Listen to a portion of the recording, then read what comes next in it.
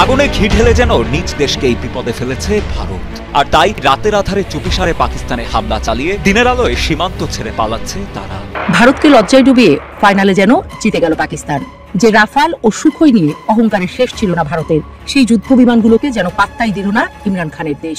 নয়াদিল্লির ক্ষেপণাস্ত্র হামলার জবাবে ভারতের উপর কমপক্ষে 15টি বিমান হামলা চালায় চিরবৈরী প্রতিবেশী দেশটি। ভারতীয় যুদ্ধ বিমান ধ্বংসের পর পাকিস্তান বিমান বাহিনীর যুদ্ধ বিমানগুলো নিরাপদে ফিরে এসেছে। আসসালামু আলাইকুম, আমি জাফর সরকার, সাবেক সেনা সদস্য। যে ভারত কতগুলো রাষ্ট্রের সাথে পরাজিত হয়েছে, পাকিস্তানের সাথে কয়েকবার, চায়নার সাথে কয়েকবার, নেপালের সাথে, বাংলাদেশের সাথে কয়েকবার। তারা কোনো রাষ্ট্রের সাথে যুদ্ধ করে পারে না, কারণ তারা কাপুরুষ জাতি, গোমূত্র খাওয়ার জাতি। এবার ভারতের সঙ্গে সম্পর্ক নিয়ে মুখ খুললেন সেনাপ্রধান জেনারেল ওয়াকারুজ্জামান। ইনশাআল্লাহ আপনাদের যত দাবি আছে সেই দাবিগুলো আমরা পূরণ করব। ভারত এবং পাকিস্তানের মধ্যে যখন তুমুল অবস্থা বিরাজ করছে, বলতে গেলে যুদ্ধ বেঁধেই গেছে, সেই মুহূর্তে বাংলাদেশকেও কি কোনোভাবে টার্গেট করা হচ্ছে বা বাংলাদেশকে যুদ্ধের মুখে ঠেলে দেওয়া হচ্ছে কিনা, সেই প্রশ্ন এখন উঠছে। আসসালামু আলাইকুম দর্শক, নতুন একটা নিউজে আপনাকে স্বাগতম। প্রিয় দর্শক, চলছে ভারত পাকিস্তান রক্তক্ষয়ী যুদ্ধ। হামলা পাল্টা হামলায় কেঁপে উঠল প্রতিবেশী দুই দেশ। পাকিস্তানের দাঁত ভাঙা জবাবে দিশেহারা ভারত। পাকিস্তান সেনাবাহিনীর ভয়ে সীমান্তে পিছু হটছে ভারতীয় সেনারা। প্রাণ ভয়ে ভারত থেকে পালিয়ে যাচ্ছে ভারতীয় সেনারা, ভিডিও ভাইরাল। এদিকে 5 মিনিটের মধ্যে পাকিস্তানের পাল্টা জবাবে হতভম্ব ভারত। পাকিস্তানের হাতে নাস্তানাবুদ ভারত আসল অবস্থা প্রকাশ করছে না। তলে তলে মনোবল ভেঙে গেছে ভারতীয় সেনাদের। যে কোনো সময় মোদির বিরুদ্ধে ভারতীয় সেনাবাহিনীর বিদ্রোহ শুরু। অপরদিকে ভারত পাকিস্তান যুদ্ধ নিয়ে বাংলাদেশ সেনাবাহিনীর বার্তা। কি বলছে বাংলাদেশ সেনাবাহিনী? ভারত পাকিস্তান যুদ্ধের সর্বশেষ আপডেট নিয়ে করা আমাদের আজকের ভিডিওটি অত্যন্ত গুরুত্বপূর্ণ। ভিডিওটি শুরু থেকে শেষ পর্যন্ত ধৈর্য সহকারে দেখে একটি লাইক দিয়ে সবাইকে শেয়ার করে দিন। আমাদের চ্যানেলে নতুন হলে চ্যানেলটি সাবস্ক্রাইব করে পাশে থাকা বেল আইকনে ক্লিক করে রাখুন। আমাদের ভিডিওটি আপনি বাংলাদেশের কোন জেলায় বসে দেখছেন বা শুনছেন সেটি অবশ্যই কমেন্ট বক্সে কমেন্ট করে জানিয়ে দিতে ভুলবেন না। আগুনে ঘি ঢেলে যেন নিজ দেশকে এই বিপদে ফেলেছে ভারত। আর তাই রাতের আধারে চুপিসারে পাকিস্তানে হামলা চালিয়ে দিনের আলোয় সীমান্ত ছেড়ে পালাচ্ছে তারা। এমনটাই দাবি করছে পাকিস্তানের কর্তা ব্যক্তিরা। পাকিস্তানি সেনাদের তাড়া খেয়ে সীমান্তে আত্মসমর্পণের প্রতীক সাদা পতাকা উড়িয়ে পিছু হচ্ছে ভারতীয় সেনারা। জম্মু কাশ্মীরের নিয়ন্ত্রণ রেখায় পাকিস্তান ও ভারতীয় সেনাদের মধ্যে রাতভর গোলাগুলির মাঝেই 7 মে একটি এক্স পোস্টে বিষয়টি নিশ্চিত করেন পাকিস্তানের তথ্যমন্ত্রী আতাউল্লাহ সারার। সম্প্রতি কাশ্মীরের পেহেলগাম ট্র্যাজেডিকে কেন্দ্র করে যখন পারমাণবিক শক্তিধর দুই প্রতিবেশী দেশের মধ্যে চলছিল কাদা ছোড়াছুড়ি, ঠিক তখনই দক্ষিণ এশিয়ার এই অঞ্চলে নতুন করে উত্তেজনার সৃষ্টি হয় পাকিস্তানে ভারতের হামলার মাধ্যমে। গেল 6 মে দিবাগত রাতে পাকিস্তানের বাহাওয়ালপুর, কোতলি ও মুজাফফরাবাদ সহ বেশ কয়েকটি এলাকায় অতর্কিত হামলা চালায় ভারত। ভারতের সেই হামলায় এখনো পর্যন্ত অন্তত 26 জন বেসামরিক নাগরিক নিহত ও 46 জন গুরুতর আহত হয়েছে বলে জানিয়েছে পাকিস্তান আন্তঃবাহিনী জনসংযোগ পরিদপ্তর।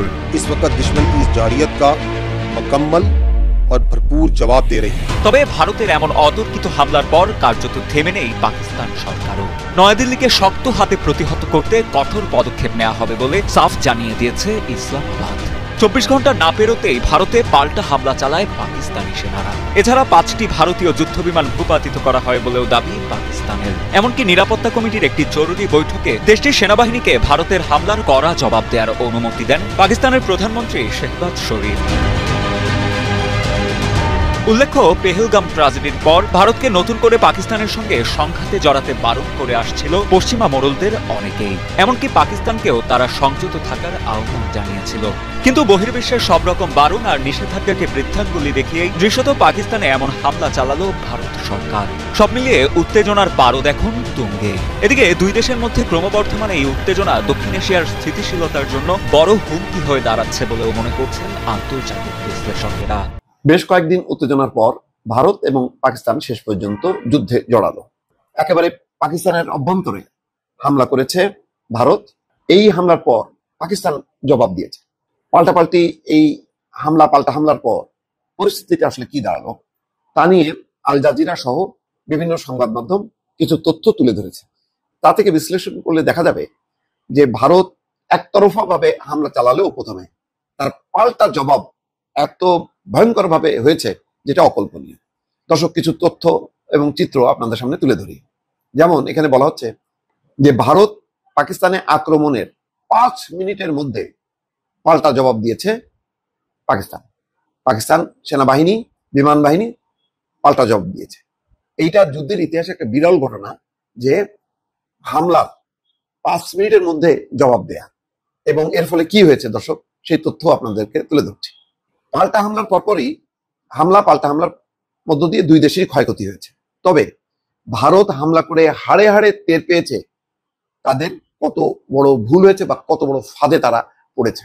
পাকিস্তানে যে রীতিমতো তারা ফাঁদে পড়েছে, কিরকম ভারত কল্পনাও করতে পারেনি যে তারা এত ভয়ঙ্কর এবং এত দ্রুত প্রতি আক্রমণের শিকার হবে। বিভিন্ন মিডিয়া তথ্য অনুযায়ী পাকিস্তান বাহিনী ভারতের 2টি যুদ্ধ বিমান, 1টি হেলিকপ্টার, 4টি নজরদারি ড্রোন ধ্বংস করেছে।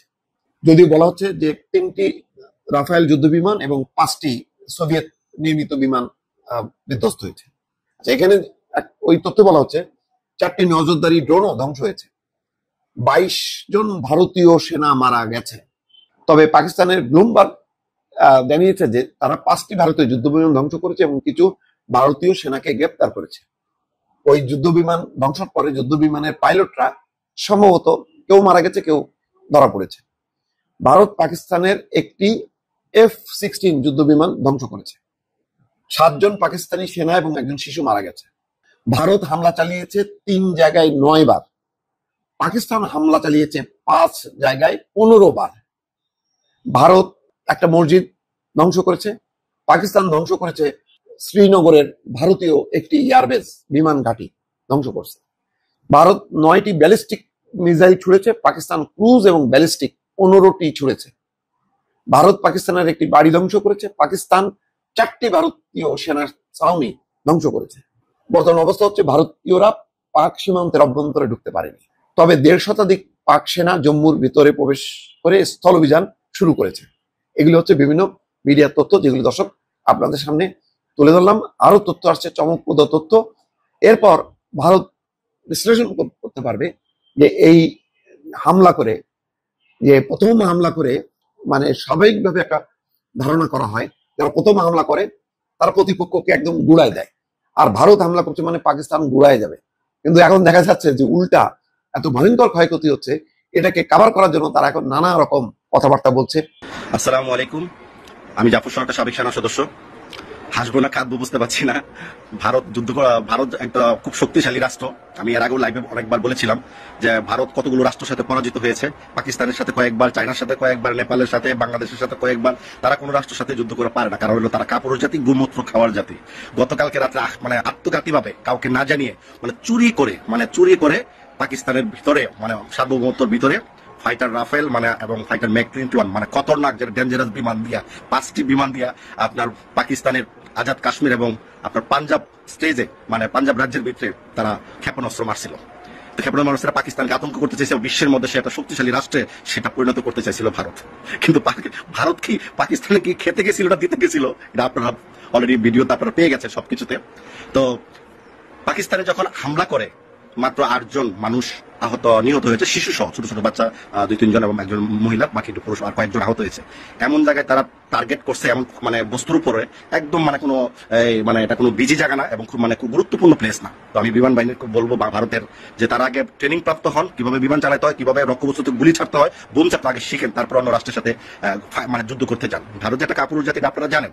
এখন ভারতে পাকিস্তানের সাথে যুদ্ধ করতে যায় 5টা বিমান হারাইছে। 5টা বিমান যুদ্ধ পাকিস্তানিরা ভূষিত করছে, বিধ্বংস করছে যেটাকে বলেন, এবং রাতারাতি তাদেরকে ঘুমন্ত অবস্থায় ভারত আক্রমণ করছে। আর তারাও সেভাবেই তারা প্রতিঘাত করে 5টা বিমানকে ভূষিত করছে। ভারতের যে অত্যাধুনিক বিমানগুলো, যার মূল্য প্রায় কয়েক হাজার কোটি টাকা, যেটাতে সারা ভারতে প্রায় 10 লক্ষ টয়লেট বানাতে পারতো, উন্নত মানের টয়লেট বানাতে পারতো। কারণ তারা তো রাস্তাঘাটে ওই যে খেতে খামারে হাগে, তাদের তো কোনো ডিসিপ্লিন নাই, কারণ তারা তো গোমূত্র খাওয়া বাহিনী। আমি শুধু অতটুকুই বলে দিতে চাই, ভারত বেশি বাড়াবাড়ি করলে ভারতের অস্তিত্ব বিলীন হয়ে যাবে। আমি একজন সাবেক সেনা সদস্য হিসেবে চ্যালেঞ্জ করে বললাম, পাকিস্তান সম্বন্ধে আপনাদের আইডিয়া নাই, তাদের সাহস সম্বন্ধে আইডিয়া নাই। পাকিস্তানের প্রত্যেকটা নাগরিক সাহসী, তারা যে মরবে এটা চিন্তা তারা কখনই করে না। যারা যেসব জাতি মরতে শিখে তারা কখনো পরাজিত হয় না। আপনারা ভারতও দেখেছেন কিছুদিন আগে, ভারতের পাঞ্জাব শিখ, যেটা ওই যে শিখের মাথার মধ্যে টুপি থাকে, তারা ভারতের পতাকাটাকে ছড়িয়ে দিয়ে ছিন্ন বিচ্ছিন্ন করে ফেলছে। কারণ ভারতের মধ্যে সর্বোচ্চ সাহসী যোদ্ধা হলো তারাই। এই যে ব্রিটিশের সাথে যুদ্ধ করছে একমাত্র মুসলমানরা, বেশি মুসলমানরা মারা গেছে। মুসলমানদের সাহসী, এবং মুসলমানরা হচ্ছে ওই যাতে শাহজাদা বাদশার জাত, যারা সম্রাট 700 বছর ভারত শাসন করেছিল, সেই মুসলমানরা এবং সাহসী যোদ্ধা এই যে শিখ যারা বলে, তারা এই ভারতকে রক্ষা করেছে বা ভারতকে ছিনিয়ে এনেছিল ব্রিটিশের হাত থেকে, তারাই এখন ভারতের বিপক্ষে, মুসলমানরা এখন ভারতের বিপক্ষে, কারণ মুসলমানদের উপর অত্যাচার, নিপীড়ন, নির্যাতন, খুন খারাপি ভারত কম করছে না। কিন্তু এগুলোর অভিশাপ কিন্তু আছে, এগুলোর প্রতিঘাত কিন্তু মিলবে ভারত। ভারত পাকিস্তানের সাথে যুদ্ধ খালি করুক না কন্টিনিউ, ভারতের অস্তিত্ব বিলীন হয়ে যাবে। ভারত বড় রাষ্ট্র হতে পারে, তাদের জনসংখ্যা বাড়তে হতে পারে, কিন্তু একটা কথা আমি আগেও বলেছি, গরু যত বড়ই হোক কসাইয়ের কাছে কিছু না। ভারত একটা গরু, গরুর মানুষ কিন্তু জব করে খায়। আজ কিন্তু দেখছেন যে কসাইরা গরু খাইছে, গরুর কিন্তু কসাই খা। অতএব ভারত একটা গরু জাত, খাই ফেলাইবো। আমি মনে করবো ভারতে যদি আরো কোনো জ্ঞান বুদ্ধি দরকার লাগে, তারা যদি মনে করে তাদের সায়েন্সে ওই যে গোমূত্র, গরুর গু, আপনার ছাগলের মুদ, গরুর মুদ খাইলে আপনার জ্ঞান বুদ্ধি বাড়ে, তাহলে আমরা ডক্টর মোহাম্মদ ইউনূস স্যারকে অনুরোধ করবো, বাংলাদেশে যত গরুর গু এবং মুদ আছে, গোমূত্র বলে, আমরা ভারতকে ফ্রি উপহার দিব। যদি প্রয়োজন হয় ছাগলের, কুত্তার, মুরগি, মানে মুরগিরও যদি প্রস্রাব বাইরে, যদি পায়খানা বাইরে, সেগুলো আমরা ভারতকে ফ্রি দিব, যাতে খায় তাদের ব্রেন বাড়ে। ভারত যেভাবে হামলা চালিয়েছে, আমি তো ভাবছি মানে পাকিস্তান অর্ধেক শেষ, কিন্তু সকালে ঘুম থেকে উঠে দেখি যে না, ভারত বেশি ক্ষতিগ্রস্ত হয়েছে। ভারত পাকিস্তান যুদ্ধ লাগছে, এই দিকে আমাদের চিকেন একটা দখল করতে পারে, চীনের সাথে যোগাযোগ করি, তাহলে দেখা গেছে বাংলাদেশের বর্ডারের কাছ থেকে ভারতের মানচিত্র শেষ, সবগুলো রাষ্ট্র স্বাধীন হয়ে যাবে, কি মতো আমাদের সাথে যুক্ত হবে। হামলা করছে কোন জায়গায়? হামলা করছে মসজিদে। তাহলে যেহেতু নীতিগত ভাবে আমরা অবশ্যই আমরা পাকিস্তানের পক্ষ নিবই। আর আমরা গ্রামে দেখতাম চুরি চামারি, ডাকাতি, ছিনতাইকারী যা করে রাত্রে করে, কিন্তু ভারত ওই চুরি চামারি, ছিনতাইকারীদেরকে অনুসরণ করেই ঠিক রাতের আধারে কিন্তু হামলা চালিয়েছে। তো এই জায়গায় হচ্ছে মানে ভারতের মধ্যে পাকিস্তানের সাথে যুদ্ধ করা তো দূরের কথা, আমার মনে হয় বাংলাদেশের সাথে তারা যুদ্ধ করার সক্ষমতা রাখে। কারণ বাংলাদেশে আমরা 18 কোটি জনগণ আছি, তার বিরুদ্ধে 90% মুসলমান, সবগুলো খেলোয়াড়। আর এরা দেখেন আপনারা, এই ভারতের যে মোদির যে বাহিনী, এরা কোনো যুদ্ধে এরা সফল হতে পারবে না, কারণ এরা মৃত্যুকে ভয় পায়। আর পাকিস্তানি মুসলমান বলেন, বাংলাদেশি মুসলমান বলেন, আমরা কিন্তু কারো ভয় পাই না। আমরা জানি হায়াত মত রিজিক আল্লাহর হাতে, সেই বিষয়টা মাথায় রাখি কিন্তু পাকিস্তানে যুদ্ধ করবে। আর পাকিস্তানিরা তো যে একবার যুদ্ধে নামে, এটা মানে ভয়াবহ পরিণতি হবে ভারতে। ভারতে কয় টুকরা হবে ভারত, মানে আপনি গয়না কুল পাইব না, এত টুকরা ভারত হবে। আপনি এখন আমাদের যে একটা সুযোগ, মানে ভারত পাকিস্তান যুদ্ধ লাগছে, এই দিকে আমাদের চিকেন একটা দখল করতে পারি, চীনের সাথে যোগাযোগ করি, তাহলে দেখা গেছে বাংলাদেশের বর্ডারের কাছ থেকে ভারতের মানচিত্র শেষ, সবগুলো রাষ্ট্র স্বাধীন হয়ে যাবে, কি মতো আমাদের সাথে যুক্ত হবে। এখন তারপরে কিছুক্ষণ আগে আমরা একটা নিউজ দেখলাম, ভারত থেকে নাকি 66 জন গুজরাটের আপনার গোয়েন্দা বাহিনীর লোক ঢুকছে। এখন এরা কেন ঢুকলো, কেন এবার আটকালে না, সবকিছু মিলে জিলা আলোচনা লাগতেছে। তো আমরা ইনশাল্লাহ আমরা মানসিকভাবে সর্বোচ্চ সতর্ক আছি, আমরা আমাদের প্রস্তুতি নিয়ে আছি, আমরা ওদের সাথে ইনশাল্লাহ মোকাবিলা আমরা করবোই, কারণ ওদের মানসিকতা নাই আমাদের সাথে যুদ্ধ করার মতো। প্রত্যেকবার আমরা দেখছি ভারত যখন পাকিস্তানের কাছে মার খায়, ওদিকে আর পারে না, আইসা বাংলাদেশের বর্ডার দিয়ে একটা মারি আলায়, আবার চীনের কাছে যখন ভারত মার খায়, আবার আইসা বাংলাদেশের বর্ডার একটা মারি আলায়, মানে ওইদিকে না পারে রাগটা এদিকে ঝাড়ে। ভারত এক প্রকার ধরে নিয়েছে। আমাদের ফেসবুকের মধ্যেও যেরকম পোস্ট দেখা যাচ্ছে, আমার ভিডিও প্রকাশ হচ্ছে পাকিস্তান জিন্দাবাদ বলে বলে, তো ভারত কোথাও না কোথাও ভেবে নিয়েছে যে এই মুহূর্তে সম্ভবত বাংলাদেশের তলে তলে অবস্থানটা পাকিস্তানের সাথে।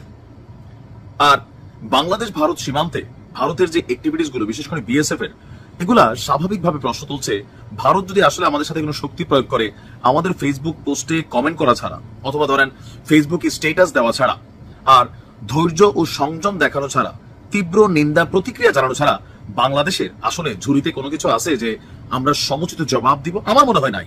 তবে এটা বাড়ানো উচিত। কেন বলছি, যুদ্ধ চলছে এই মুহূর্তে ভারত পাকিস্তানের, কিন্তু বাংলাদেশের সীমান্ত দিয়ে ভারতের বিএসএফ যে ঘটনা ঘটিয়েছে, আমাদের সরকারের রিঅ্যাকশন কি?